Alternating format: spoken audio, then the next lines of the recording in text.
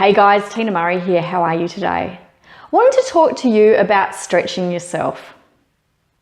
When we want to create our best life, it comes from an area of discomfort. And as a designer, I've always found that when I've stretched myself, when the design has come up against something that I hadn't anticipated, maybe I'm on site and there's a column in the wall that wasn't on the structural plans.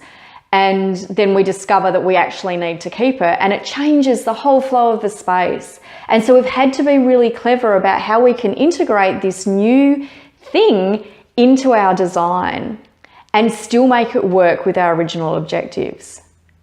Often, we've actually come up with a better design because we've been stretched. Now, there's two parts to this.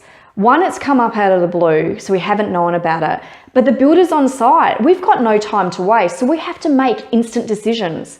So when you do that, you actually cut out all the crap because you don't have time for it. You don't have time to be thinking, oh my God, what should we do if, we can do this, this, and this.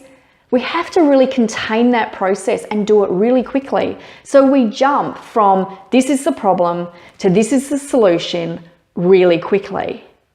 Now that will still often mean going back to the drawing board and redesigning it. But again, we have to do that really quickly because the builder's on site. The deadline for when the store's going to be opened or the people are moving back into their office isn't changing.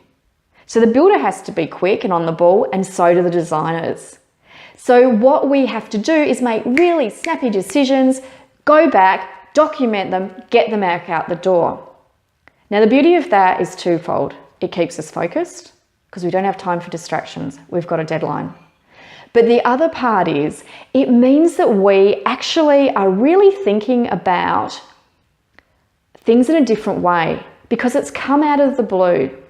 So when things come out of the blue for you, perhaps think of them as a way to design a better life, as an opportunity for change. I was made redundant back in 2010, and it was then that I decided that this was an opportunity for me to create my best life and stop doing the same things that I was doing. Now, originally I took a job it was meant to be 2 days and ended up being 5 years, working part-time with a company.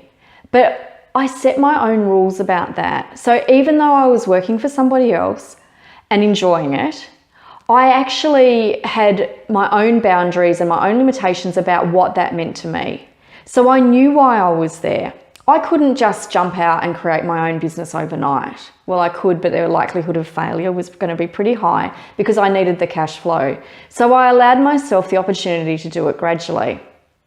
But I knew exactly what it is I wanted to do. So it meant I could make a quick decision when they said, do you want to keep on staying on? And I did. But I never ever took full-time work because that wasn't what I wanted. And it frustrated the shit out of the manager, but I had to be true to me. So when things happen in your life which are out of the blue, reframe them. Look at how you can actually make them a better design. Because you don't have to call back onto the usual processes that you use, you might have to make quick decisions. You might have to reframe everything and come up with a whole new design. And when that happens, choose the stuff that works for you. Take time to think about it and then stick with it. Don't fall back into your old traps. Consider it this structural beam that has to stay. That's what you align yourself with. And then everything else you work around that.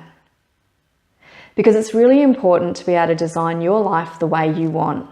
And although it may not be perfect at the time, like me working for that interior design office, I had that structure to know what it is that I really wanted to do and create the life that I really want. Hope that helps as you design it, communicate it, and live it.